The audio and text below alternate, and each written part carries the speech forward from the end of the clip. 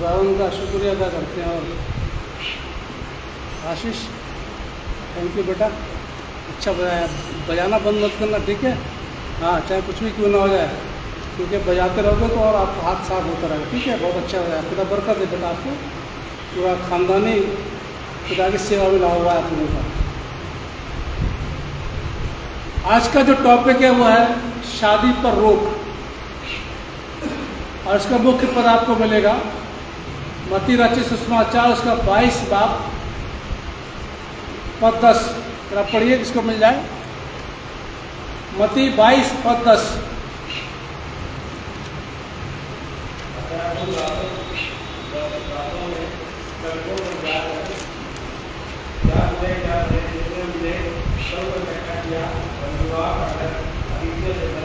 और विवाह का घर अतिथियों से, मेहमानों से भर गया। शादी पक्की हो जाती है, मंगनी भी हो जाती है, फिर कभी कभी टूट भी जाती है। कोई शादी करना नहीं चाहता, कोई शादी के कुछ साल बाद छोड़ा छाड़ी हो जाती है।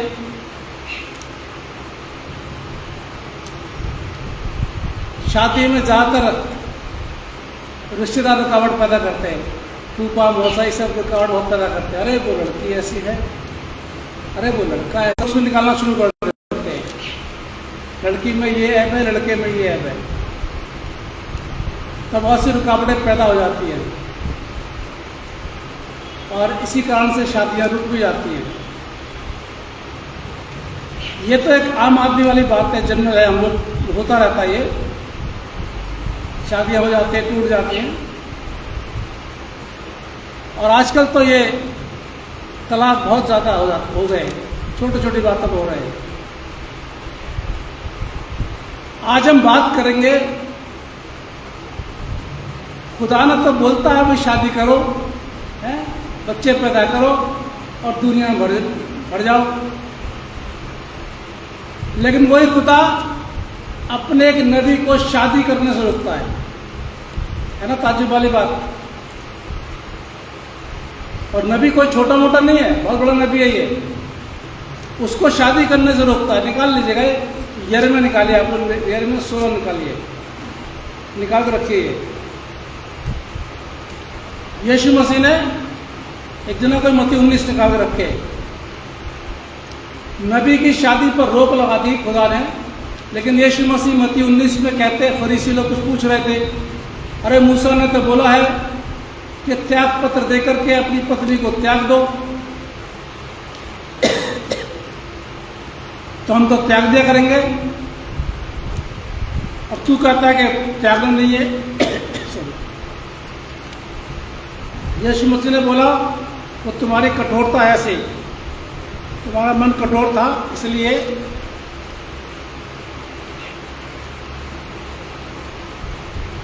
उसने बोला कि तुम त्याग दो। लेकिन बाइबल बताती है, यीशु मसीह कहते हैं कि वो एक तन होंगे और उनको त्यागना नहीं है। तलाक बाइबल के अंदर मना लिखा हुआ है। तलाक का सिर्फ एक ही कारण है बाइबल में, अगर स्त्री पत्नी व्यभिचार करती है और ये सबूत मिल जाता है कि वाकई में व्यभिचार कर रही है, तो उसका तलाक हो जाता है। ऐसे ही पति अगर व्यभिचार कर रहा है, उसका सबूत मिल जाता है कि व्यभिचार कर रहा है, तो तलाक हो जाता है बाइबल के अंदर। अदरवाइज बाइबल में लिखा हुआ है कि वे एक तन होंगे, और जिनको खुदा ने जोड़ा है उनको इंसान अलग ना करे। हमारे पास भी आते बहुत से लोग, तो ऐसा करेंगे। मैंने कहा भाई देखो, हम लोग जोड़ते हैं, तोड़ते नहीं है। हमारे पास तोड़ने के लिए मत आइए, आप जोड़ने के लिए आइए। एक और थे, काफ़ी समय पहले की बात है, वो शादी हुए 6 महीने हुए थे उनके, और आ गए मेरे पास। फिर मैंने बाइबल निकलवाई, निकालो बाइबल, पढ़ो मत्ती 19 में क्या लिखा हुआ है। और मलाकी में क्या लिखा हुआ है कि खुदा कहता है तलाक से मैं, स्त्री त्याग से मैं नफरत करता हूँ। मैं देखो क्या लिखा है बाइबल के अंदर। मैंने कहा देर से सो के उठती है, कुछ नहीं रहती है, आप तलाक दे रहे। बाइबल के अंदर लिखा हुआ अगर व्यभिचार करती पकड़ी जाए और सबूत प्रूफ है कि हाँ इसने व्यभिचार किया तो है तलाक, अदरवाइज तलाक नहीं। मेरे भाई मेरे पास मत आना तलाक के लिए, क्योंकि हम जोड़ते हैं, हम लोग तोड़ते नहीं हैं। और यीशु मसीह भी यहाँ पे जोड़ने की बात कर रहे हैं, फरीसियों को समझा रहे हैं, तोड़ने की बात नहीं कर रहे। मूसा की बात कर रहे हैं, वो कह रहे हैं मूसा ने तुम्हारे मन की कठोरता के लिए, तुम लोग जो बवाल करते हो उसकी कठोरता के लिए मूसा ने ऐसा बोला था, अदरवाइज तलाक नहीं है। अब मत्ती 22 में जो पढ़ा गया वो एक दृष्टांत बताते हैं यीशु मसीह कि भाई शादी हो रही थी, उसने सारा सामान तैयार कर लिया, खाना बनवा लिया बढ़िया बढ़िया, नॉन वेज वेज सब कुछ, और बोला जाओ मेहमानों को बुला लाओ, भोजन तैयार है। 10 लोग गए मेहमानों को बुलाने के लिए, सब नखरे करने लगे। कोई कहता मुझे खेत में काम है, कोई कहता मैं वहाँ जा रहा हूँ, कोई कहता मैं ससुराल जा रहा हूँ, कोई कहता मैं चाचा क्या जा रहा हूँ। कुछ लोगों ने क्या किया, उसके दास को मार दिया।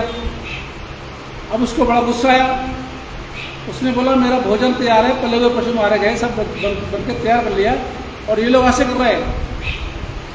उसने क्या किया, राजा ने सबको मार दिया और फिर बोला कि जाओ चौराहों पे जाओ, गलियों में जाओ, सड़कों पे जाओ, जो भी तुमको मिले उसको लेकर के आओ, क्योंकि ये मेरा घर भर जाए। ये वैसे तो अनंत जीवन को उद्धार के लिए दिया, लेकिन एक बात कर रहा हूँ, शादी की बात हुई और सब लोग आ गए और सब उसका घर पूरा भर गया। जब वो देखा उसने तो घर उसका भर गया। यानी ऐसे शादियों की बात की जाती है। पर यीशु मसीह का तलाक मत देना, खुदा नबी को रोक रहा है कि तू शादी मत करना, मतलब है ना, दो दुविधा में आदमी पड़ जाए इंसान कायल में से। एक तो क्या करो, बच्चे पैदा करो, बढ़ जाओ दुनिया के अंदर, और फिर दूसरी बार खुदा कहता है उस नबी को, खास नबी को रोकता है कि तूने शादी नहीं करनी है। इसका रीज़न है, कई एक कारण ऐसे हो जाते हैं। यिर्मयाह 10 में यिर्मयाह नबी है जिसको शादी के लिए रोक रहा है खुदा। 23 और 24 पद में लिखा हुआ है। यिर्मयाह अपने बारे में बात करता है, जरा पढ़िएगा इसको। यिर्मयाह 10 पढ़िए, फिर आगे 16 में चलते हैं। 23-24। हे यहोवा, मैं जान गया हूँ कि मनुष्य का मार्ग उसके वश में नहीं है। मनुष्य चलता तो है परंतु उसके डर उसके अधीन नहीं है। 24 पद। हे यहोवा, मेरी ताड़ना कर पर न्याय से, क्रोध में आकर नहीं, कहीं ऐसा ना हो कि मैं नष्ट हो जाऊँ। ये मैंने दुआ करी थी खुदा से। शादी पर रोक का कारण बता रहा हूँ मैं आपको। भाई तू मुझे डांटना, मेरी ताड़ना करना, अगर मुझसे गलती डांटना मेरे को किसी काम के लिए मना करना, लेकिन मेरे को नाश मत करना। अब 16 में आइए। यिर्मयाह को कुछ और बातों के लिए खुदा मना करता है। पद 5, जहाँ पर रोना पीटना हो, जहाँ पर दुख हो, वहाँ पर भी तू मत जाना। लिखा हुआ यहोवा ने कहा जिस घर में रोना पीटना हो उसमें ना जाना। 16 में यिर्मयाह 16 में, न छाती पीटने के लिए कहीं जाना और न लोगों के लिए शोक करना, क्योंकि यहोवा की बाणी है कि मैंने अपनी शांति और करुणा और दया इन लोगों पर से उठा ली है। जिनके यहाँ शोक हो रहा है, जिनके यहाँ दुख हो रहा है, तुझे वहाँ जाने की जरूरत नहीं है। वो इसलिए हो रहा है क्योंकि उनकी शांति को मैंने उठा लिया है। वो गुनहगार है और मैंने शांति उठा लिया। खुदा नबियों को, खुदा अपने लोगों को बुरी लोगों से और बुरी जगह जाने से रोकता है।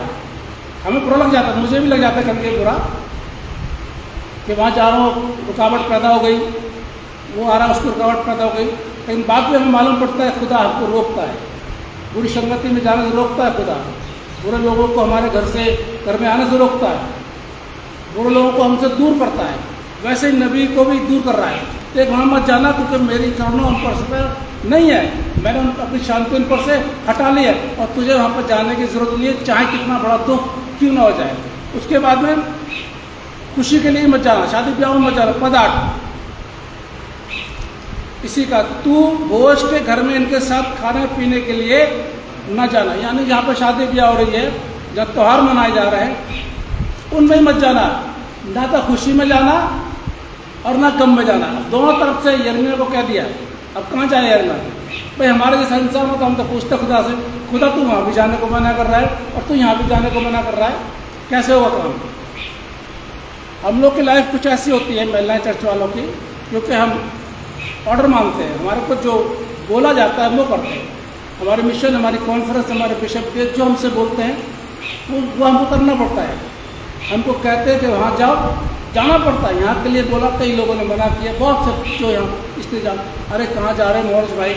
मैंने कहा ऑर्डर है, बिशप का ऑर्डर है कि आपको वहाँ पर जाना है। हम आ गए।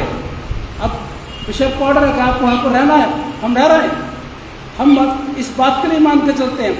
ऐसे ही खुदा ने यिर्मयाह को मना किया, भाई वहाँ मत जाना, वहाँ मत जाना। ऐसे हमसे बोला जाता है, देखो जो तुम्हारी, हमारा डिसिप्लिन कहता है, जो हमारे मेंबर हैं, जो चर्च में आते हैं, हम उनके यहाँ जाते हैं विजिट करने के लिए, अदरवाइज किसी का नहीं जाते। हाँ, प्यार से कोई बुलाता है चले जाते हैं, ऐसे नहीं कि धाएँ धाएँ घूम रहे हैं। मैं बताऊँ आपको, शुरू में जब मैं आता तो ये है जगह, एक आनंद विहार है ना जगह। तो अब तो बहुत बदल गई, खैर पहले तो नहीं था, फ्लाईओवर वगैरह लग गया। तो एक आए थे यहाँ पर, कह रहे पैसे वहाँ पर आप जाइएगा, बहुत से लोग हैं। मैंने कहा अच्छा। वहाँ घर में गया, मैं घर में पहुँचा, एक पादरी साहब निकल गए थे घर से बाहर। मैं वहाँ बैठ गया, बैठ के मैंने दुआ कभी की थी, जब तक दूसरे भी आ गए।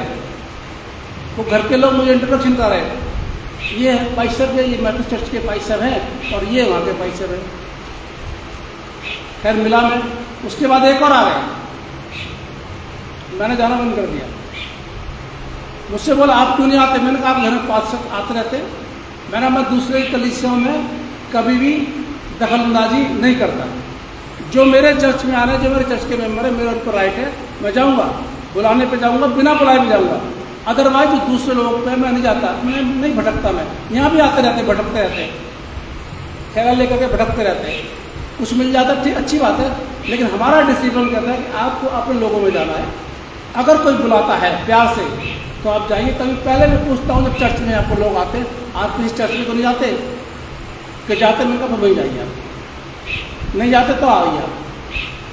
क्योंकि खुदा का काम सभी लोग करते हैं और खुदा कई बार हमें रोकता है और कई बार हमें नहीं रोकता है। हमें मानना पड़ता है और ज़्यादातर हमें अपने मिशन का हुक्म मानना पड़ता है।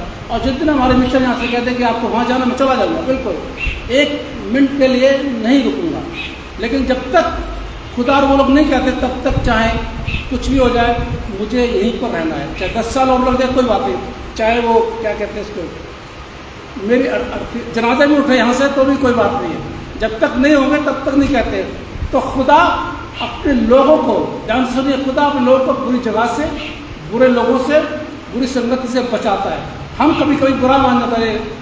कई बार हमारी ट्रेन मिस हो जाती है, कई बार बस मिस हो जाती है, कई बार कुछ और हो जाता है, हम गुस्सा करते हैं, अरे थोड़ा देर ट्रेन लेट हो जाती, मिल जाती है हमारे को।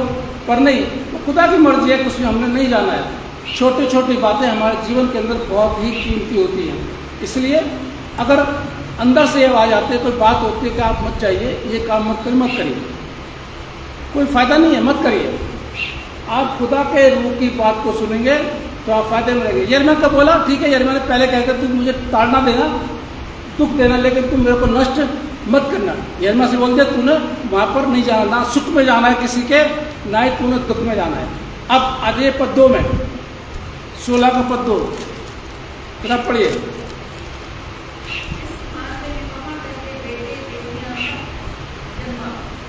इस स्थान में विवाह करके बेटे और बेटियां मत जन्म, मना कर दिया खुदा ने, मना कर दिया शादी करने के लिए कि भाई तूने शादी करके बच्चों को पैदा नहीं करना इस स्थान पर जहाँ पर तू रह रहा है, जहाँ पर मैंने तुझे मना किया हुआ है, क्योंकि मैंने लोगों के बीच में शांति उठा दी। अब कारण क्या है? कारण है 3रा पद पढ़िए जरा इसी का जी जी, आगे हाँ हाँ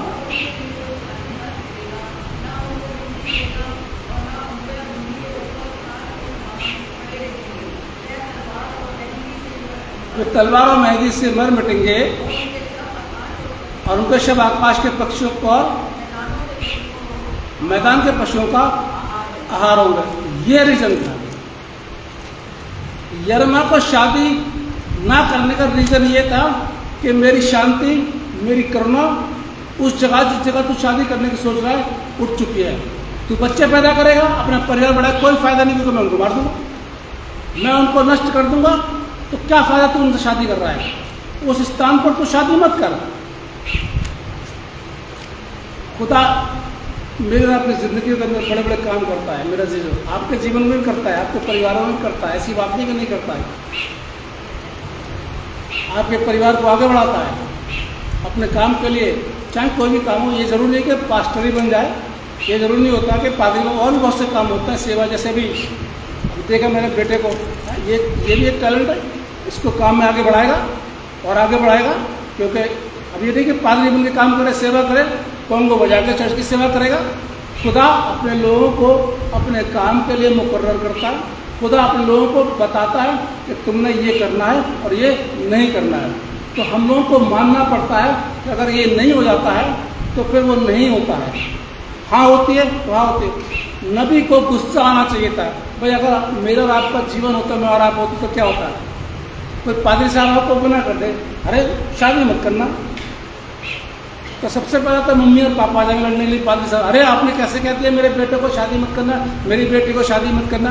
हम तो करेंगे जी, आप कौन होते हो हमारे बीच में बोलने वाले? तो यिर्मयाह नहीं बोल सकता था खुदा से, खुदा तो मेरी जिंदगी खराब कर रहा है, तू तो मना कर रहा है कि शादी मत करना। अरे और भी तो लोग शादी कर रहे हैं, और भी तो बच्चे पैदा कर रहे हैं, तुम मुझे क्यों मना कर रहा है? ऐसा तो नहीं कि मैं शादी कर लूँगा तो मैं गुनहगार हो जाऊँगा, क्योंकि शुरुआत से तुमने आदर हवा को जोड़ा है। हर एक बात में आगे बढ़ता चला रहा है। बहुतों ने शादी की, अब्राहम ने शादी करी, सारा ने शादी करी, बहुतों ने शादी करी, तू मुझे क्यों रोक रहा है? लेकिन ऐसा अग्रीमेंट, ऐसा विवाद, ऐसी बहस यिर्मयाह नबी ने नहीं की। मान गया वो, बिल्कुल मान गया कि अच्छी बात है। आगे पढ़ते रहना, लिखा हुआ मान गया वो। इस चैप्टर में, आगे वाले चैप्टरों में लिखा हुआ। बाकी शादी हुई उसकी ऐसी बात नहीं है, और पत्नी भी इसकी फिर डेथ हो गई थी इसकी पत्नी की भी। लेकिन यहाँ पर 16 अध्याय में खुदा अपने नबी को शादी करने से रोकता है, जबकि यीशु मसीह कहते हैं कि शादी करो। यीशु मसीह कहते हैं शादी कर ले, तुम्हें तलाक नहीं करना है। सारी बातें बात होती है।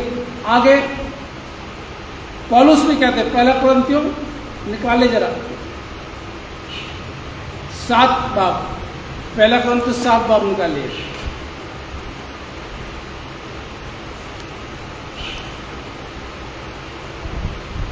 पौलुस यहाँ पर क्या कहते हैं, जरा पढ़िए, 10 पद पढ़िए जरा जोर से। जिनका विवाह हो गया, सुनिए ध्यान से, उनको मैं नहीं परंतु प्रभु आज्ञा देता है कि पत्नी अपने पति से, और आजकल क्या हो रहा है बाबू, सोना हो गया, मिनटों के अंदर तलाक हो रहा है। और ये तलाक जो है ना, ये घर वाले ज्यादा करते हैं। लेकिन बाइबल यहाँ पर देखिए, खुदा मना कर रहा है। खुदा कहता मैं शादी, तुम लोगों ने ये त्यागपत्र नहीं देना बिल्कुल भी, साथ साथ रहोगे। यीशु मसीह भी कहते हैं कि त्यागपत्र नहीं देना, अगर व्यभिचार तो पकड़ जाए तो देना, बाकी वो एक तन होंगे। और जिनको खुदा ने जो कारण, नबी के कारण शादी ना करने का, कि ये जगह श्रापित है, मेरी शांति और मेरी करुणा इस जगह पर नहीं है, इसलिए इस जगह पर तो शादी मत करना। उस जगह के लिए, पूरी जिंदगी के लिए नहीं मना किया उसने कि पूरी जिंदगी तुम्हें शादी नहीं करनी है, उस जगह पर तुम्हें शादी नहीं करनी है, क्योंकि ये जो बच्चे पैदा होंगे मैं उनको मार दूंगा, क्योंकि ये लोग सारे के सारे गुनाह। बहुत सी जगहों पर ऐसा है, बहुत सी जगहों पर ऐसा है कि शराब लगा हुआ है, घरों में भी, मस्जिद में बात करता हूँ, लगा हुआ है, बरकतें नहीं आती हैं, विवाद पड़े हुए हैं, बच्चे बिखरे पड़े हैं, शराब है खुदा का। क्योंकि हो सकता है खुदा ने किस चीज़ के लिए मना किया हो, भाई तुम ये मत करना, शराब रहता है बहुतों के ऊपर। हमारे घर में अभी रांची में थे वो, ऐसा था उनके पास, किस चीज़ की कमी नहीं थी, आते थे मेरे से भी मिलने के लिए, आते थे, कभी कभी बातचीत होती रहती थी। और वही कहते हैं भाई आप देखते मेरा पैसे की कमी नहीं है, मेरा बिजनेस बहुत अच्छा चल रहा है, नौकर चाकर सब कुछ है, लेकिन घर में जैसे होता ना सुकून, मैं टैबलेट खाता हूँ नींद के लिए, सुकून, घर में जाओ तो कलेश, घर में बैठो कलेश, ये बैठो कलेश, पैसा यहाँ पे रखा हुआ है, आज पैसा है रखा, कल पैसे भी, आज वो चीज़ यहाँ पे रखी, वो चीज़ नहीं है।